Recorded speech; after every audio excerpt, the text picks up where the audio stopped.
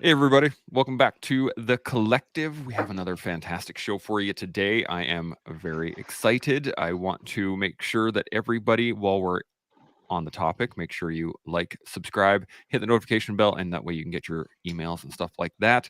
We have been having all sorts of technical difficulties trying to sort out this morning, so we're just going to roll right through it and we're going to punch on.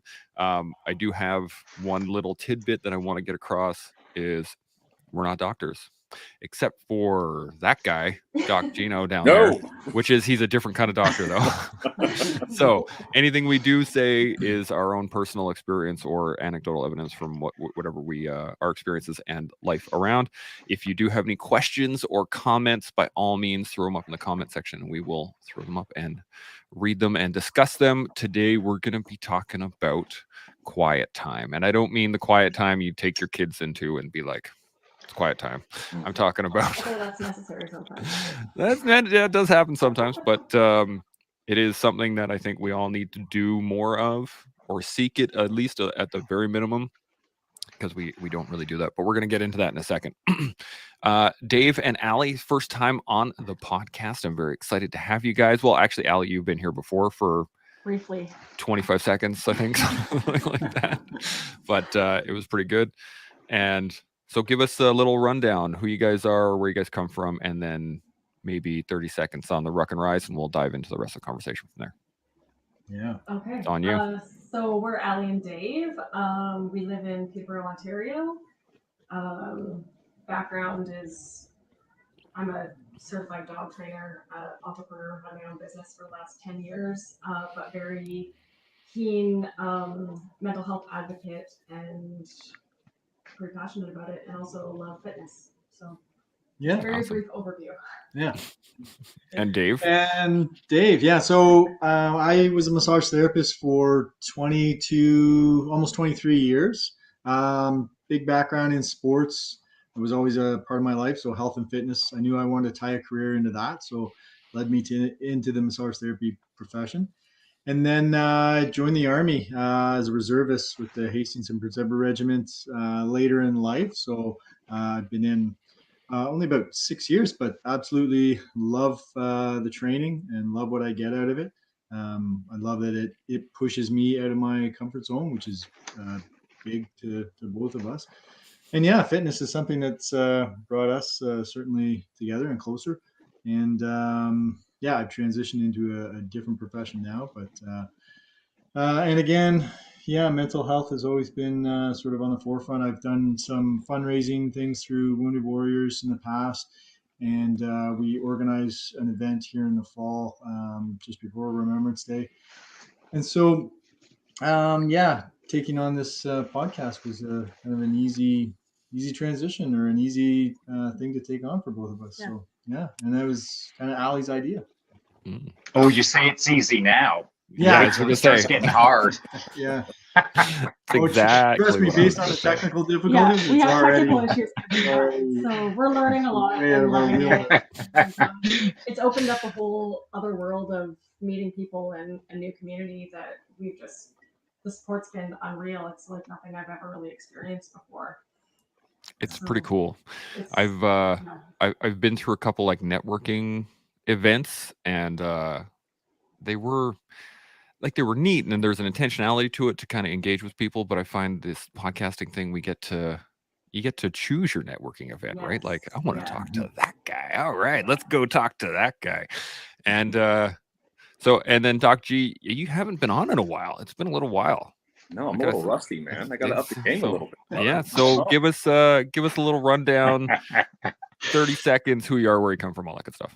Good, absolutely, man. So I'm from the sunny region of the United States, over in Florida, over in Tampa. I'm a behavioral scientist by trade. I do a lot of work within the special operations community here in the States. Do a lot of work with acculturation, assimilation, resiliency, and really getting into the nitty and gritty of mental models, how to reshape and bend mental models to essentially encourage top performance, individually and socially.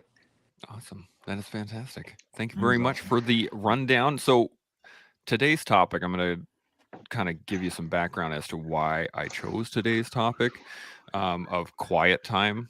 And that is, I was actually just getting a massage. And Nice. while I was getting a massage, my massage therapist was talking about, sometimes you need to find your quiet time. You need to find some space or something that you can do that you can quiet your mind, your body, and actually take that time to do it rather than just keep running and hope that it shows up magically. And so I thought it would be such a great thing because not only like Dave, you were doing the Ruck for Remembrance I think last year, was it? That's right. Yeah. Previous. So, but a Yes. lot of people can find that quiet time in rucking. Some people can find it on the mats. Some people can find it meditating. Some people can find it in all sorts of different areas. So that's kind of what I wanted to get at in terms of, how do you find it? Where do you find it? What is your personal experience with it? So let's start with Shaun, because he looks like he could use some quiet time from this morning. But let's talk about yours, and then we'll go through the panel here. So what about yourself? How do you find that quiet time, or where do you find it? Oh, that's a good question. So I am going to screw things up a little bit, and I am going to, throw a twist into the mix. So I'd like to categorize quiet time as many ways to do it, of course, but it doesn't have to be just a solo thing. So there I go, throwing a monkey wrench into the machine. And of course, when I want to have quiet time, I've got loads of ways to do it solo. But that doesn't mean that's the only quiet time in existence. Like last night, after a very busy day, shaking too many hands to count and talking to I don't even know how many people, I ended the night with going over and hanging out with my buddy Seb and his girl Alex, and they put some chicken on the barbecue, and we hung out and worked on the dolphin language and solved all the world's problems. And if you're with good people and the vibe is right and the tone is good, that's quiet time for me, man. Like, I don't need to disconnect from the world. What I do need from time to time is to disconnect from the velocity of my world that I create myself.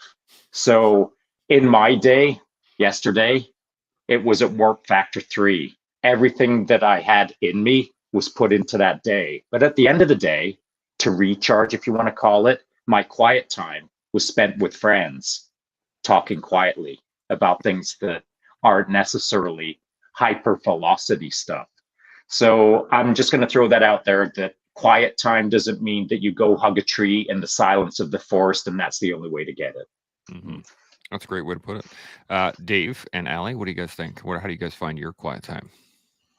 Yeah, so I'll I'll tackle that one first. For me personally, again, it kind of goes back to excuse me, goes back into sports. I tie it into sports. So I was a competitive cyclist for a number of years, so with road cycling, and I would have many days where it was great to train with teammates, and it was great to train with partners.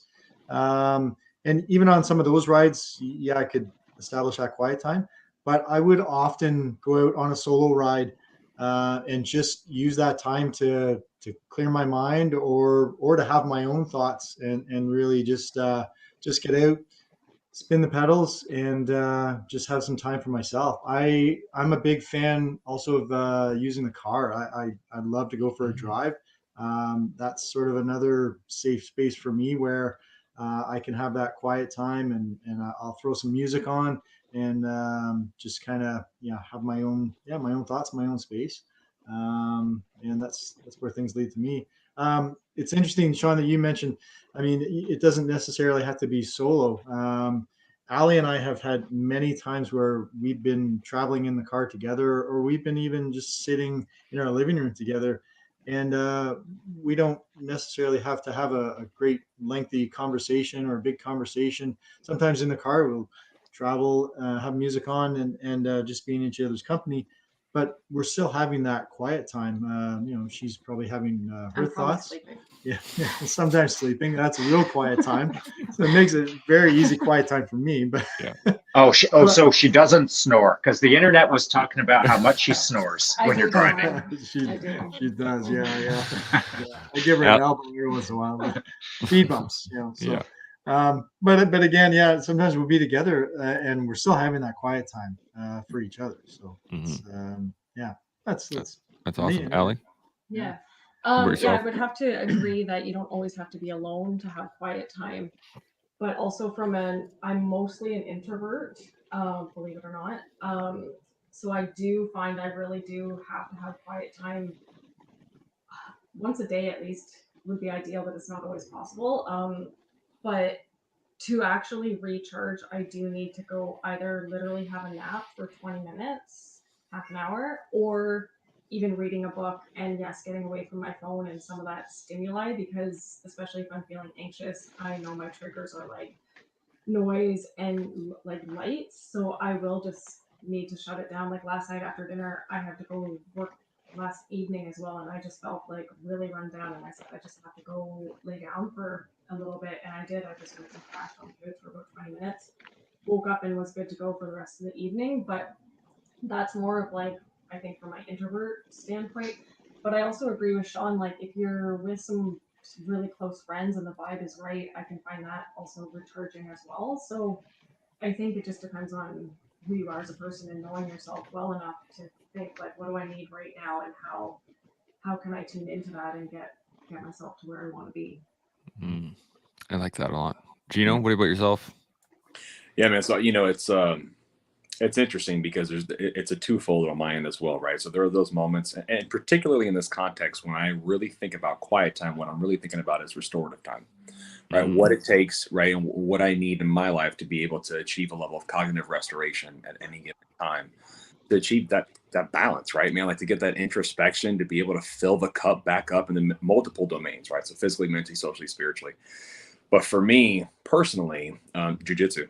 Jiu-jitsu is a massive, especially in a good flow roll, right? I mean, like you get into that flow state with somebody and you guys are just vibing, and that is, it's like it's complete motion, right? But at the same time, you are refilling a cup that is within. When you walk out of that academy, it's like, man, it's just you feel amazing, right? You feel really, really good. Meditation is a big thing for me. I try to spend 20 to 30 minutes every other day, and that's more the alone side of things, right? I will tell you though, doing coupled meditation with somebody else is pretty amazing. If you've never had a chance to try it, highly, highly recommend. And acupressure is something. I've got a dear friend of mine who's a practitioner, and go to see him probably once every 2 weeks. To get the energy channels realigned, and that's something that on my end works really well. But when I really think about the constant in my life, that is part and is habitual in nature, almost every single day, it's jujitsu or martial arts in general. I really like that. I'm a big fan of the mats as well, as we were talking about earlier. I think I might have cracked a rib, but that's besides the point. I'm still dealing with that one. Now the thing I wanted to really kind of hone down here on is there's kind of two folds to this. There's the ability to find quiet time, right? Like you can seek it out, and I'm going to go hit the mats and I'm going to go relax, or I'm going to go lay down, and there's that active portion of it too. But there's also what you mentioned there, Ali, a second ago, was like tuning into a vibe, like coming into something and just like, oh, all right, cool, and then and you can like find it, slow yourself down. Do you guys find that there's a preferential thing for it for you guys, or is it more of a like a flow state, like it just kind of happens, you're like, oh, now I'm in here? Or do you find it more of an intentional drive? Gino, what do you think? For me, it's definitely something intentional. And on the personal side, right, when I think about kind of vibing and having the right vibe, the right energy, something that I try to go and do this. I love this. I used to do this back in the day in my undergrad days, but open mic nights for like poetry and writing. I love whenever I walk into a place like that is hosting something like that. The vibe is just amazing, right? Like the creative juices are flowing. People are having great conversation. So that is one thing. And in other times it's happenstance, man. Like, there's conversations I will have with some of my closest friends. And that's the thing. The majority of my closest friends are in their 60s and 70s, right? And so the depth of communication, just given the wisdom that they have, right, that I don't, I vibe with that in a big way. It's like learning mode completely on, and I'm just soaking it in, right? Like a sponge. And and outside of that, I'm a hyper analytical and critical person. So I'm always analyzing. So it's very hard to get the quiet time achieved, especially in social settings where I'm participating in that conversation. Because I truly am. I'm taking in every detail and trying to be as pensive as possible. So for me, that's definitely something that has some intentionality behind it. And it's not to say that it can't just happen, because it absolutely can. Like that, Dave or Allie. I was going to call you guys Dally. Dally. So put you guys together. That's it. Dally. Yeah. What do you guys think? I agree. I mean, happenstance for sure. Like it just can depend on the situation and the environment, really. I know myself, like today, Chance, you said you were on the massage table today. I myself was also in for treatment, and that which was something I scheduled. I scheduled that time for me to listen to my body and allow to have that quiet time where I could, allow the therapist to do their work, but me doing my work on myself as well. So reconnecting and listening to the feedback that my body's giving and my body's providing myself as well. So that was established, that was set out. But then there's lots of times that you just sort of, I walk into a room or I walk into an environment and it's just there, it presents itself, a nice safe space. And I feel comfortable with the people I'm around, and it feels like a good opportunity to grow and to learn and to have some quiet time to listen to what I'm telling myself. So, yeah, and I would add too that, like, Dave's pretty open. We both are very open, honest people. So sometimes, we might be the ones coming into a room and offering some, being vulnerable or that kind of thing, and opening up the space so other people can feel like they can talk about things too. And sometimes that can get a vibe going. I would say we're both like pretty calm and confident people as well. So like, sometimes bringing that into a room too can just kind of help as well. Sometimes for work, for me, I'm walking into a client's home with their dog that's having all these issues. So I have to be calm, cool, because dogs are going to pick up on that. If I'm feeling anxious and stressed out, then that's going to make the dog worse, kind of thing. So I find just like trying to bring that into spaces as well can be pretty helpful, and not always possible either. I mean, we're human and sometimes we have emotions that we can't always control, but just being really aware of what we're bringing into a room as well. Yeah, absolutely. Shaun, what about yourself? Yeah, a couple of things running through my head. First things first, as Doc G put up, the idea of looking after yourself through other treatments. I believe you were talking about acupressure and things like this, and I'm a big fan of these kinds of modalities. I have two standing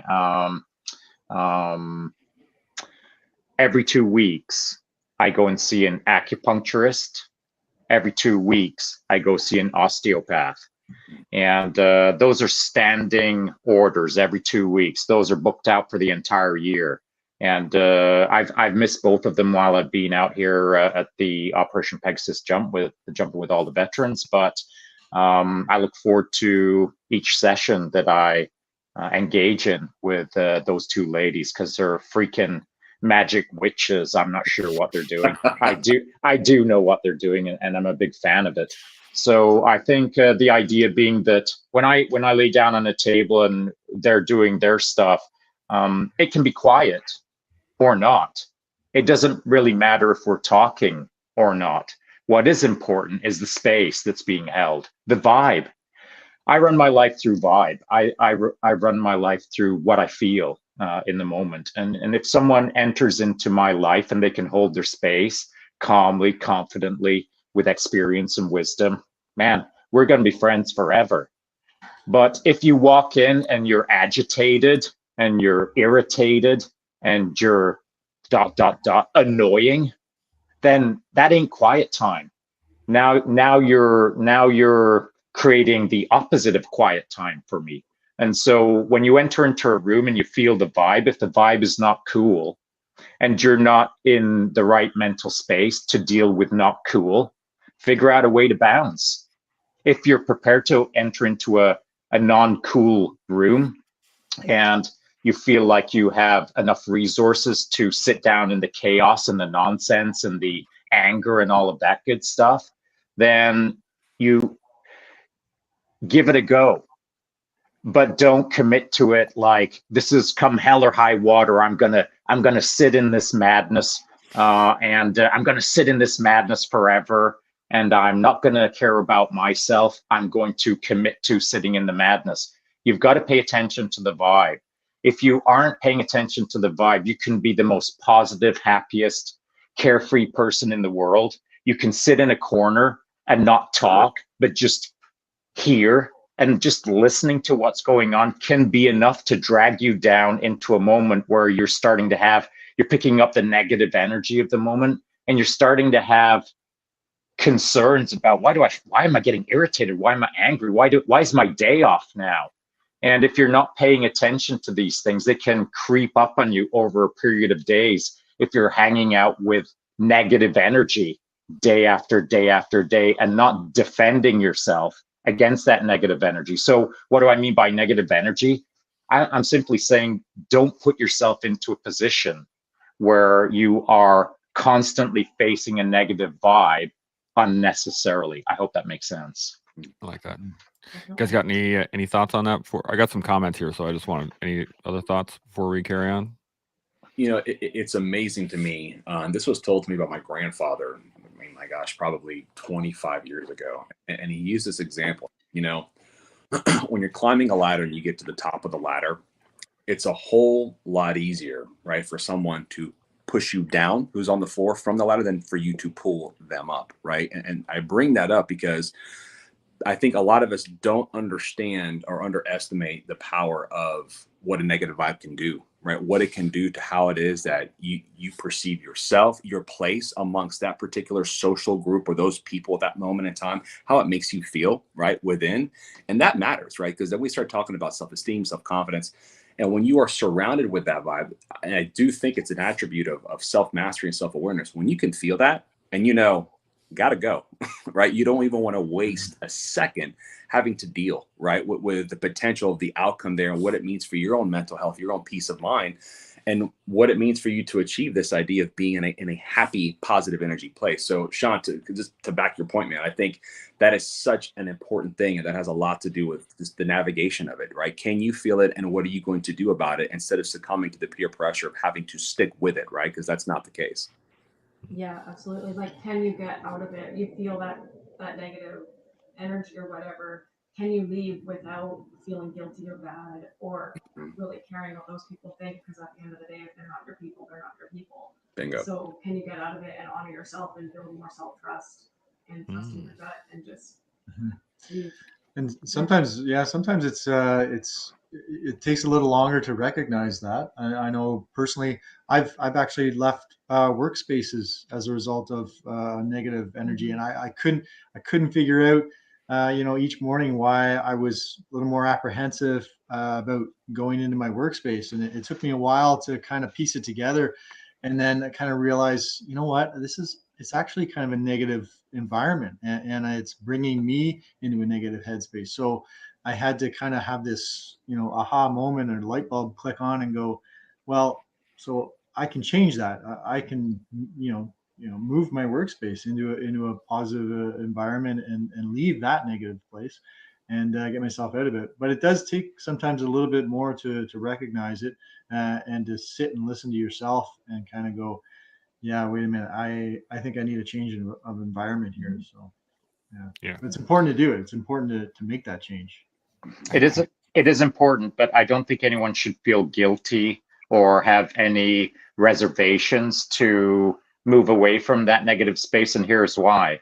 Because life is a long journey. And if you're playing it well, and if you're focusing on positive actions and you're hanging out with cool people, the better you get at it, the better you become. And the better you become, the more you can hold the door open for others to create a bigger space for other people to step into. And so the idea being that you've got to build yourself up to become more awesome so that other people can hang out with you and become more awesome. I really feel it's important to protect yourself against the negative energy out there. I bumped into it I bumped into it a handful of times over the last few days. Some really angry people. They're just angry at the world all around them, laying blame at anyone who walks past them. They're pointing at the sun and blaming all of their problems on the sun. And anything that they can point out, it's that thing's fault, not their fault. And these negative energies are, I want to help those kind of people, but I can't spend too much time around them because I've got a bigger focus in mind, and that's trying to hold a positive space for others to enter into. If I spend all my time trying to, I'll use the term, and it's a loose term, fix that person or help that person move away from that negative state, I have to look at them as an algorithm almost nowadays, in the sense of how long might this take? How much effort might it take? And where can I put that time and effort into a space that's called make Team Awesome more awesome? And so, I mean, we have to make these kind of, they might be harsh decisions if you look at them on paper, but if you've made enough of those decisions time after time after time, it becomes easier to clearly see that I don't have time on this planet to sort out the dark side. I'm only interested in building the light side. Yeah, and they have to be active members in their own, if you want to get better, you have to be an active participant in it. Like, I mean, yes, you need help along the way, but you have to want it yourself too to get better. So you have to recognize you're in that negative space and want to change it and want to, like I've said before, get off the X, get into a positive foothold. Absolutely. So it can only help so much. That's, we've used the analogy many times of, we're all, you're in the ocean and things happen in life and you get hit by a wave, and you can either you can watch that wave as it dissipates into the distance and then get hit by another one. But I also enlighten this to, if someone's drowning beside you, you can't just swim on over and be like, hey man, I'm here to help you, because they're going to drown you in a heartbeat, right?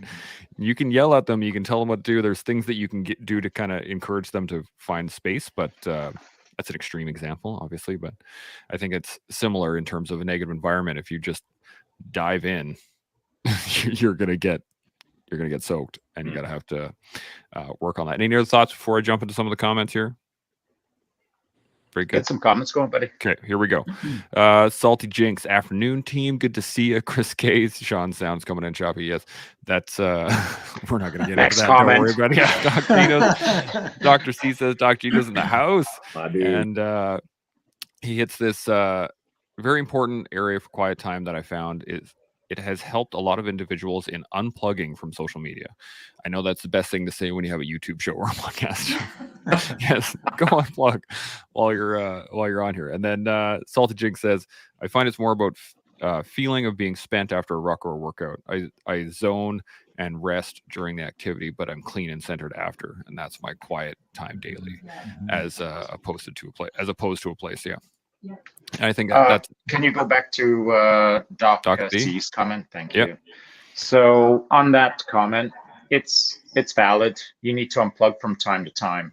But before you start thinking about unplugging, start thinking about what you're plugged into.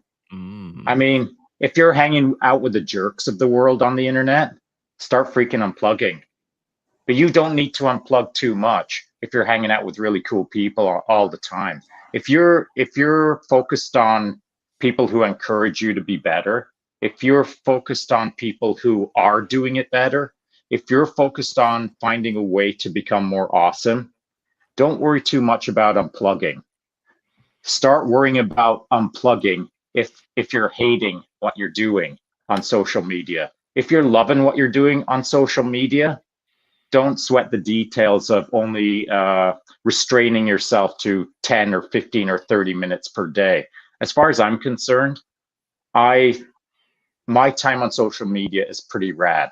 I feel I enjoy it. The things that I am learning, the things that I'm connecting to, the people that I'm meeting, all of these good things. I don't want to spend every waking hour on social media, but the time that I do spend is strategic and tactical.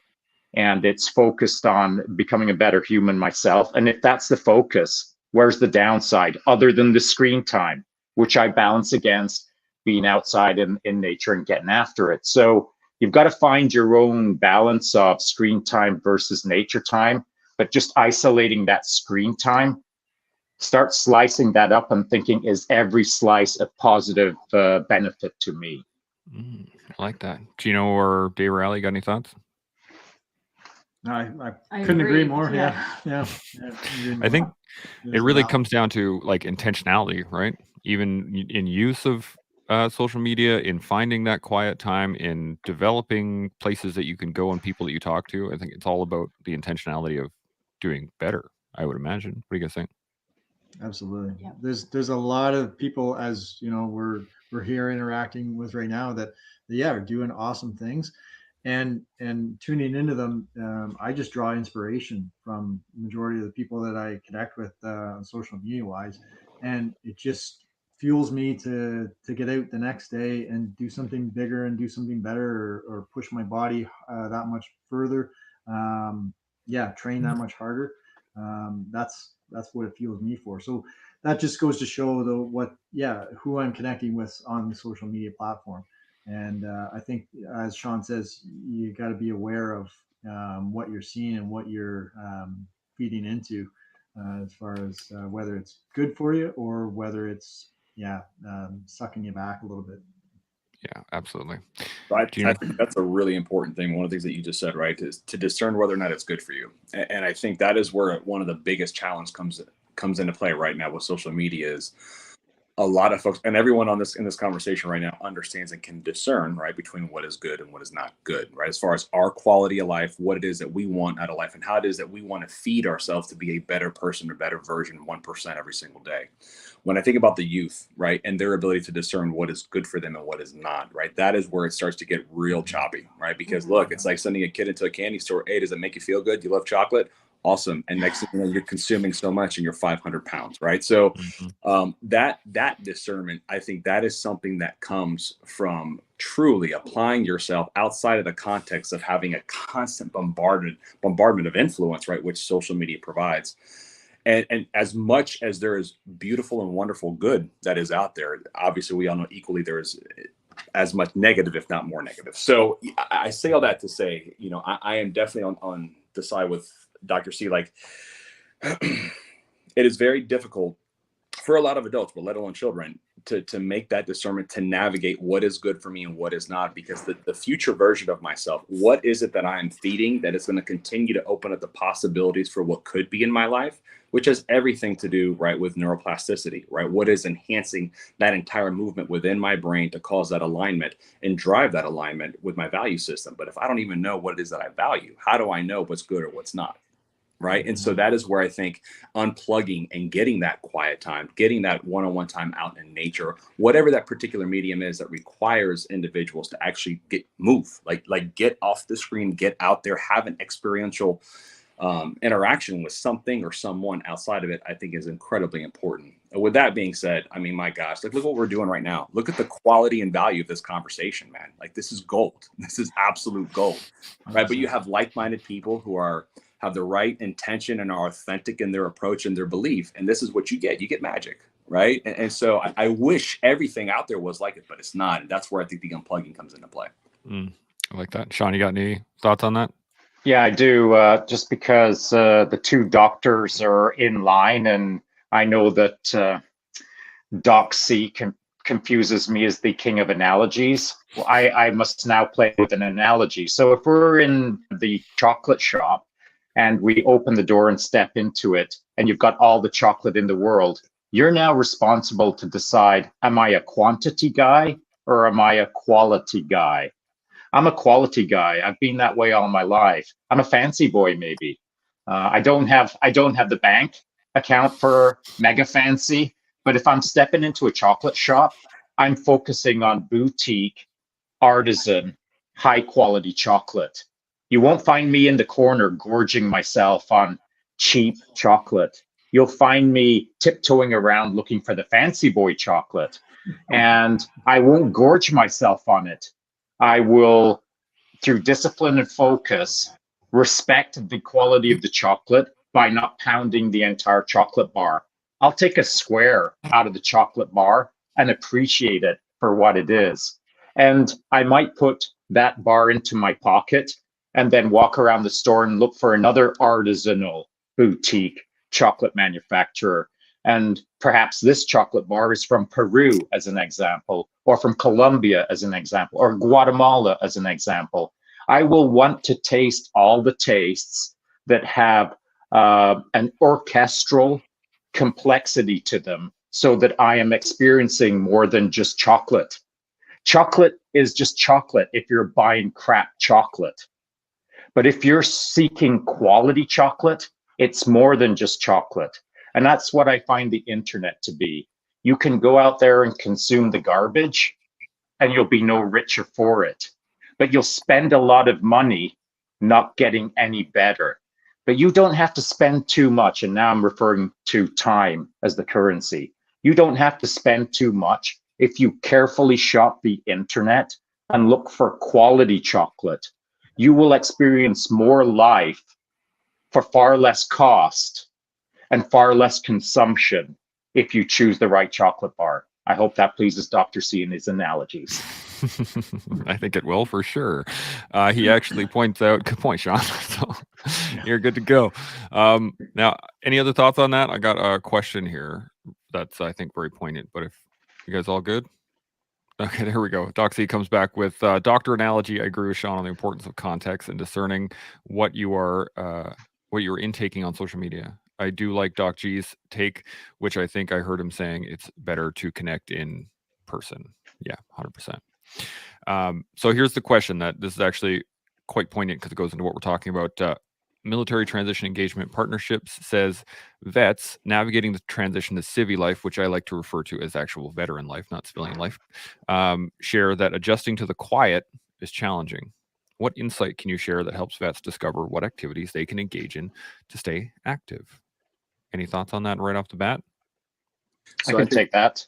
Jump on. I'll take it if you don't mind, just simply because I'm literally in it right now out here, Operation Pegasus Jump. And I'm just going to use an example that quickly comes to mind, though this example represents, I don't know, maybe about 100+ conversations that kind of go along these lines. Hey, Shaun, nice to meet you. Wow, you're shorter than I thought. And then the conversation goes from there. And what I'm hearing is one of the reasons that I came out to this thing is because I knew you were coming out and I wanted to meet you. I wanted to talk to you. I wanted to see if you were for real. I just wanted to like hang out and feel the vibe. And this is coming from veterans who've been in the game for 40 years or in the game for 10 years. And I'm using myself as the example that they're coming out to meet me, but they're also coming out to meet others, obviously. So as they're referencing, nice to meet you, we quickly go into this conversation of they're struggling to adjust to the veteran lifestyle or adjust to the quiet.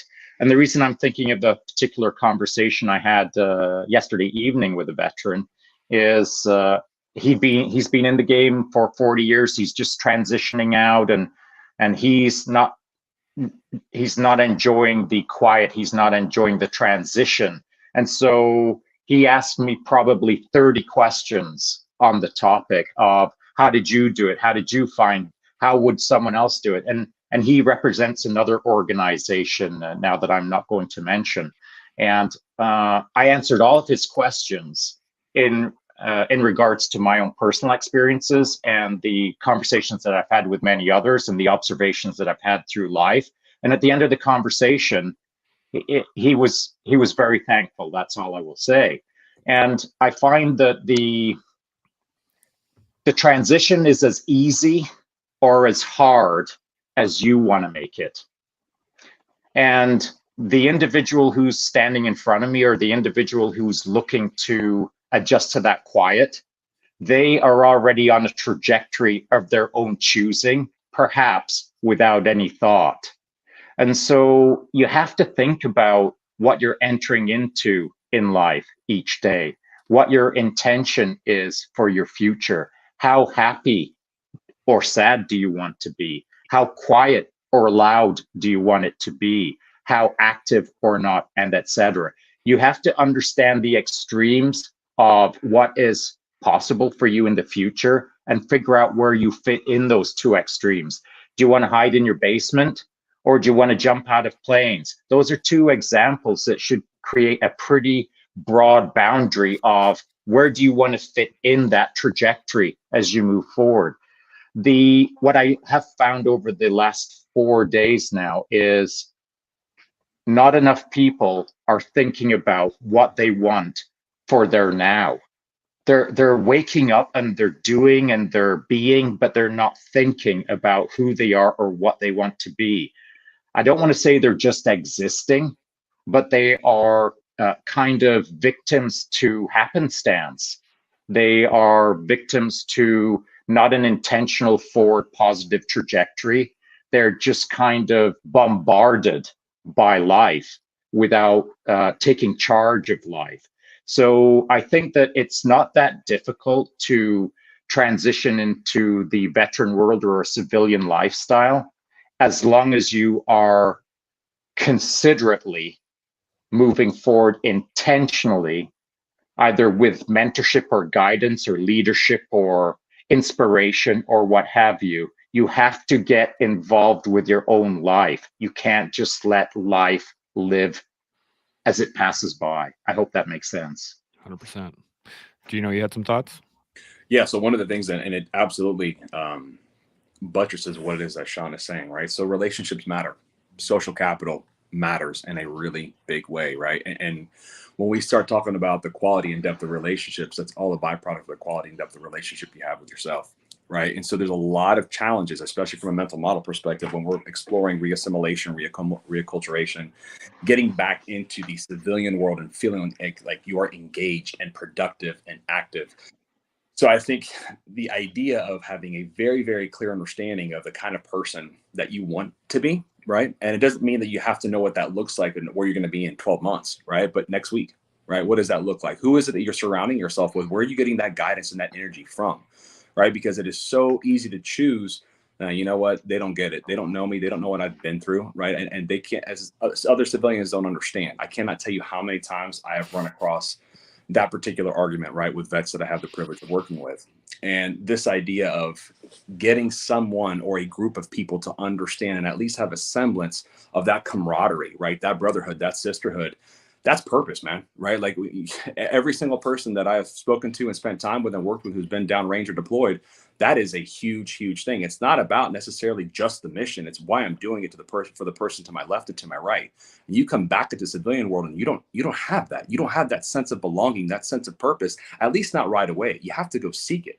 But the quality of what it is that you're seeking, that very, very much has to do with how much sort of inventory have you worked through within to understand what is it and who is it you want to be, right? And that requires a little bit of work and some tough love and a little bit of nudge here and a nudge there, right? But the importance of having those strong relationships and seeking those relationships out is very, very, and it looks different for different people. For some people, it's a support group. Some people, it's jujitsu. Some people, it's, painting. I mean, take your pick, right? Whatever that looks like for you, but you have to give yourself the opportunity to find it, to stay engaged and to stay active, because that very much matters in your growth as a human being, not just as a soldier, not just as an operator, but as a human being.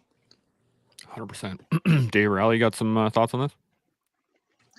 Yeah, well, for me, I think comes down to that goal setting mindset as well, right? You've got to set some goals, and I can revert back to sports again. I've never met an individual that is involved in sports that doesn't have some form of goal setting in their toolbox. So, and I think that goes a long way with just wanting to be better, a little bit better than you were yesterday, a little bit better tomorrow.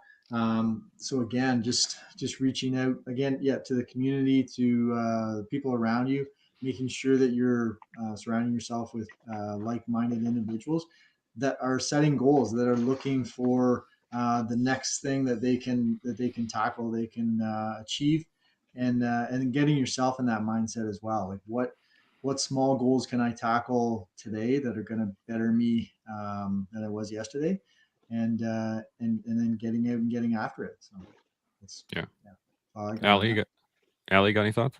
No, that pretty much summed it up, and it just kind of ties back into that, like being a willing participant in your own saving, if you want to say it like that, or your growth mindset. It all ties back to that. I think.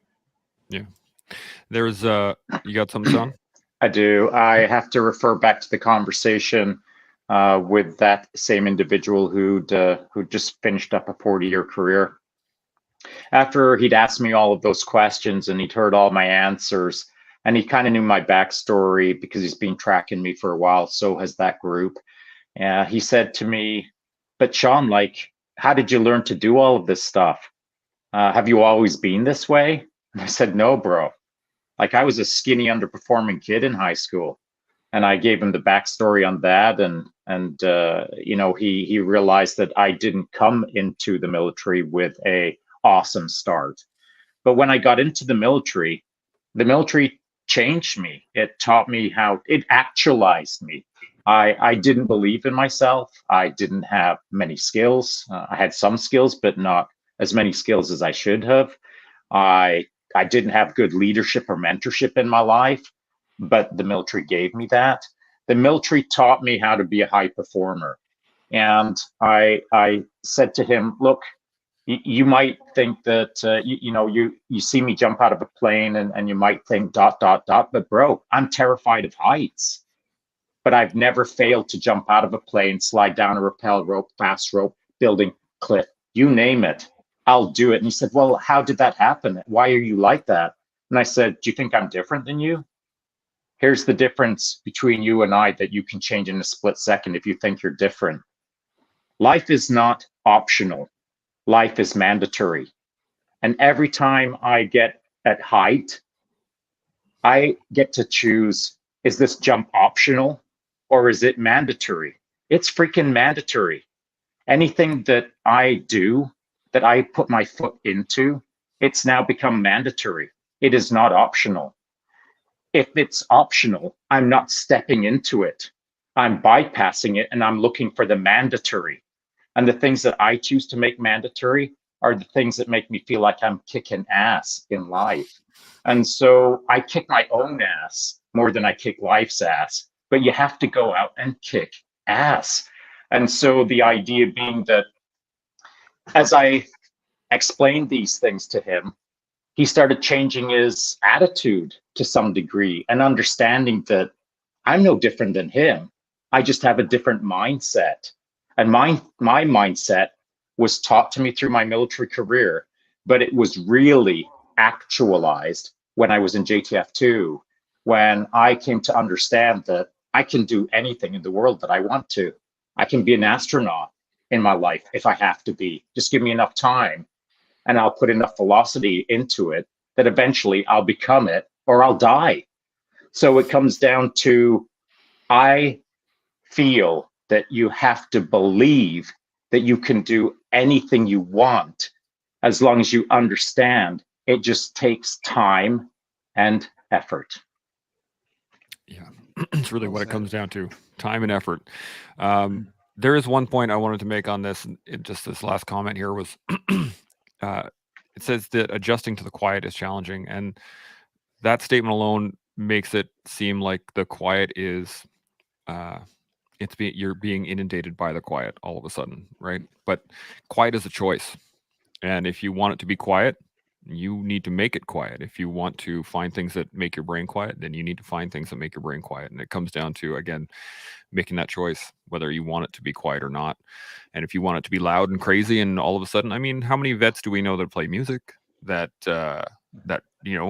like Dave smashing on the guitar for a good time? We know lots of people that hit the mats. We know lots of people that jump out of airplanes. We know lots of people that jump off of cliffs, all kinds of things. So I think it's I think maybe as I read that sentence, what I was seeing is, because the title of the owner of the comment has transition in it, What you're talking about is someone who's identified their solutions. That's not a transition. That's someone who has found their answer. The trick is the gray area, that nebulous zone of someone doesn't have a solution. I've talked about this in the past. I went from JTF2, million miles an hour, to the Ontario Police College later that day at 3 miles an hour. And then later in my life, it was 0 miles an hour on the sidewalk because I was looking for my next career. There is a period of time when it's too quiet. Unless, of course, you know, in your military career, perhaps you were counting socks or counting beans or doing something that isn't really velocity based. Maybe if you're going from 3 miles an hour to 0 miles an hour, the quiet is manageable in that transitionary period. And I believe that going from 1,000,000 miles an hour to 0 miles an hour is a delta enough notable that I myself was struggling when I was at 0 miles an hour. So that quiet period does exist for some veterans, like myself, where I was really struggling. And the only way that I could move out of that struggle, because life wasn't giving me the challenge, I had to go create my own challenge. And that's why I went back to school to become a computer system engineer. Yeah, absolutely. Thank you for the clarification on that. Now I got a couple of comments here and then we'll might be low on time, but I just want to hit these real quick. Salty Jinx says there's a focus on the process of moving from a life of service to life after. No one is focused on where they want to go and building the mindset to get there. There's a level of apathy in the process that ignores the person and where their headspace and timing are. I believe that's true. Yeah. Anybody else got any thoughts on it before I jump on? You know, I think there is absolutely a lot of validity to that. No two ways about it. And I think what very much matters here, and Shaun, you've been hitting it on the head, is this idea of making the harder choice, right? It's a very simple principle, right? But every single time you're presented with an option, make the harder choice, right? Because that uncomfortability is where the growth is, right? And that growth is going to expand the possibilities of what can be and could be for your life. And I think especially when we're talking about that quiet time within folks who are making that transition, you know, our brains, right? We have this thing called the DMN. It's the default mode network. And basically what that is areas of our brain that recalibrate and recharge when we have that quiet time so we can then pour into learning and acquiring new things. When we do not give ourselves, right, that quiet time to activate that DMN, it becomes exceedingly difficult to have the clarity to make those choices that will perpetuate growth, right? And think about it, there is no one way, as we've discussed, there's no one way, right? What is the way that is going to work for you based off of what it is that you want out of your life? And again, it's not 12 months down the line, it's tomorrow, it's next week, the week after. What does that look like? What is the modeling that is in play? So I say that to say, when you are going through that transition in that process, look, man, yeah, it's gray, it's murky, and that is not, it's ambiguity, right? The brain despises ambiguity, but when you can get comfortable with that, which I think so many folks, and I will tell you, I mean, and Shaun, correct me if I'm wrong on this, but a trend that I have seen here with folks that I work with that are in the soft community, right, as compared to what's going on, like just call infantry, for example. The amount of time, the resources that are spent on developing folks that are in that soft community, right, to have an abundance of skill sets, which push them to a different level of understanding. A lot of times there's a heightened sense of awareness there, right? Because they've learned to do so much more, which kind of pours into this idea of additional self-confidence and belief that, you know what, no matter what, I can do that. I know I can do that because it's been reinforced time and time again, that perhaps you don't see so much in conventional military. And not to say it doesn't happen, but that has been a trend that I've picked up on. I don't know, Shaun, is that something you've seen at all? That is absolutely the trend I see. And you raise an excellent point. And I would like to add just this additional point that it's not exclusive to SOF. I mean, no matter what tier you are within the special operations community, whatever you've done in your life, it is not, you don't cross an invisible line called, oh, and now you're in special operations, so you're a superhuman. That is not the case, and I know you understand that. So to flip that script, when I was coaching athletes, in my head I just called it JTF2 2.0. My civilian athletes, I turned into JTF2 operators on mountain bikes and road bikes. My team kicked ass. And the reason they kicked ass is because I looked at them as operators and I drove the skills that I understood, that I'd driven into other men, so that they too could become, as civilians, a freaking special operator. And so there is no line between civilians and military. If I can get my hands on someone, I'll start making them an operator in their world. Whatever their career is, whatever their goal is, whatever event they want to pursue, you can do it irrespective of if you've ever had service or not. Though, that said, I do feel that service members, people who have served their country, served their fellow man, are far easier to guide down the path of being freaking awesome humans. Mm-hmm. Dave Riley, got any thoughts before I got another couple comments here, but you got anything? I just, correct me if I'm wrong, but if some of the people who are coming out of that or going through that transition, is part of it, I guess maybe it's more of a question that I have, is more of it that they're having a bit of an identity crisis, like they've been in the military for so long and this is what they've done, and so much of their life has been so structured, and then now all of a sudden they have all this free time and space to do stuff, but they're not really sure where to even start. Is that where some of their maybe confusion is coming from? I don't know. That's just an idea. Yeah, I think so.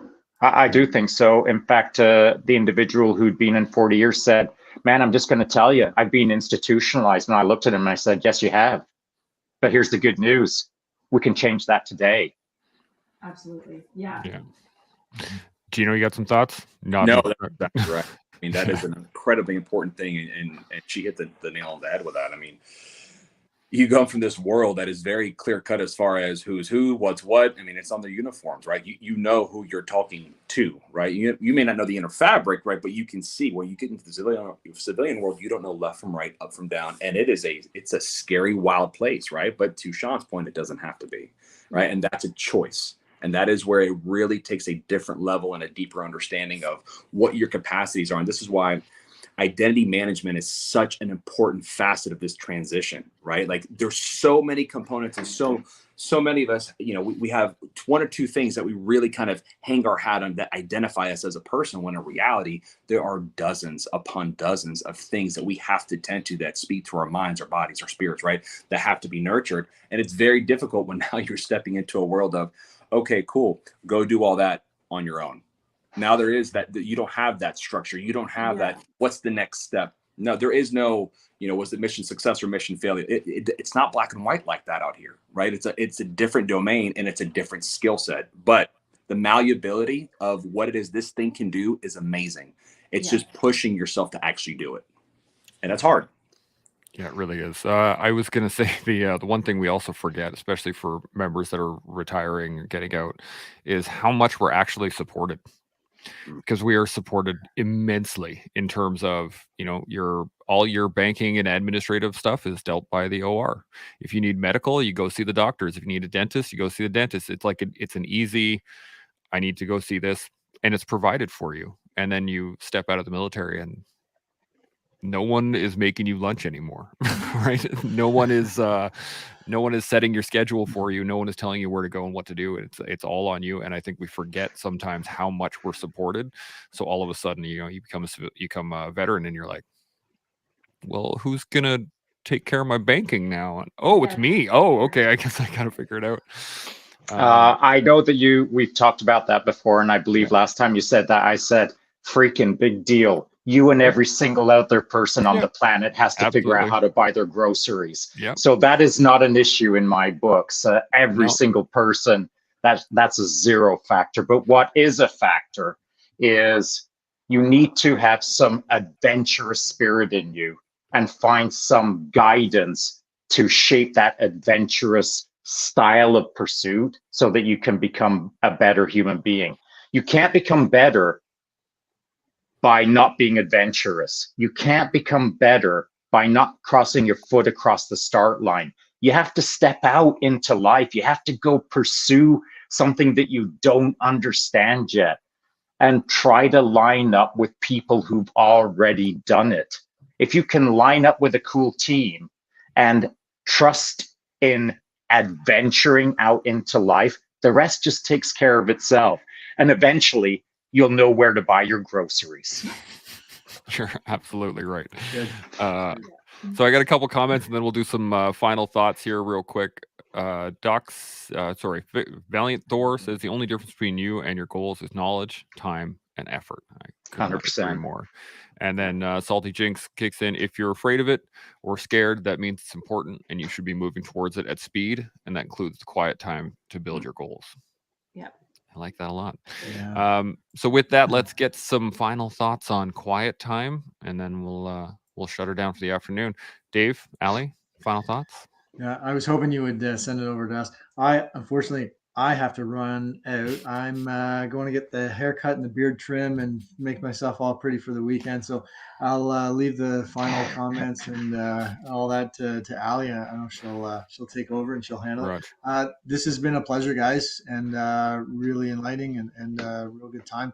And yeah, we'll chat with each of you soon. I wish I could stay longer and chat more because it's always great and thoroughly enjoyed it. So we'll catch you guys later, though. Absolutely. Thanks, Dave.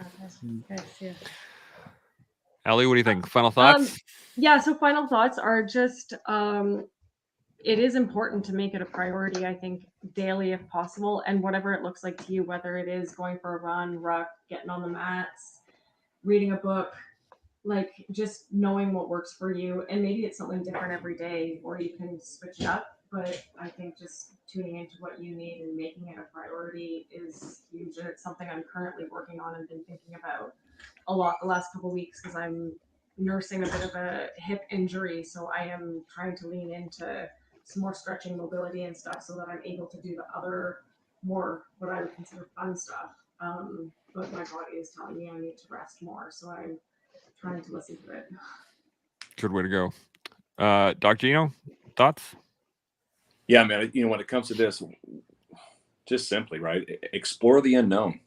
Truly, like the things that you don't know, go figure them out, right? And give yourself the patience and the understanding, right? That you're not going to get it immediately. But when we start talking about this restorative quality that quiet time affords us, regardless of the medium, it is incredibly important because it's pushing us to think in different ways. And if it's different, it means it's not familiar. And if it's not familiar, it's unknown, right? So it doesn't have to be this grandiose, crazy thing, man, but just start inch by inch pushing yourself into domains that you know or have a hunch will make you a better version of yourself, but yet you won't know until you actually go and kind of explore and see what's going on, right? So like in the behavioral science world, this is the Johari window, right? And the Johari window's got multiple different domains, but one of the biggest ones that is ignored is the unknown, right? And so it's essentially there's different dynamics at play at any given time in which we're interacting with one another. And more often than not, we are spending time in the unknown because we don't know it's the unknown. So go explore it, right? That's where growth happens. I like it. Shaun, final thoughts? Yeah, I agree with that. I will say finally that if you're a person who likes to push the pace, like myself, and I said it to an individual yesterday, I'm a relentless pursuer of excellence. That's what was taught to me, and that's what feels right to me. I like it. It works for me. However, my pace is I have a velocity to me, and if you're not used to being around people who have velocity, it can be draining for those who are trying to keep up. So if you want to join on a fast moving team, you've got to kind of protect yourself against the velocity if you're not used to it. So you don't have to tap out. You can just like take a day or two to chillax and then get back on the velocity train.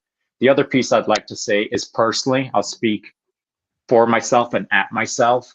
Using June as an example, I explained this to someone yesterday. June was a heavy month over here on the collective. We pushed the pace. We talked about a lot of challenging subjects, and it was difficult, man. It was draining. And so my way is usually just to keep smashing forward and until I feel like I need to take a break. But I needed a break after June. Even though I didn't feel like I needed it, I had to look at it strategically and understand that that was a heavy lift. I need to just decompress a little bit so I can go out and smash out ...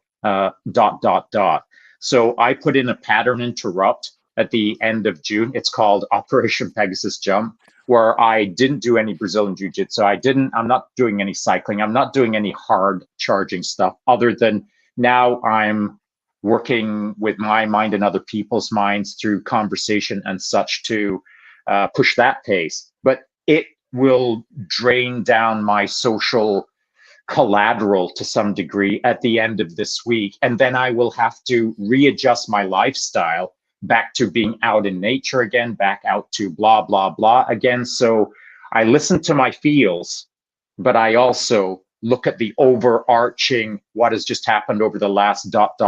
and simply push in a pattern interrupt, even if I don't believe I need it. My brain can logically see that I need it. 100%.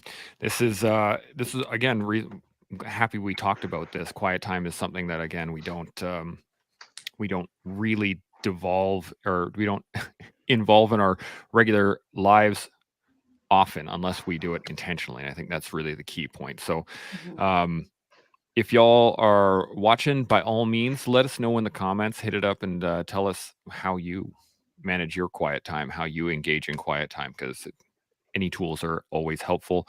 And I do just want to thank you, Allie, and well, Dave as well. I'll wave at his ghost. And Gino, always a pleasure. Thank you so much for joining us, man. I always love having you on here.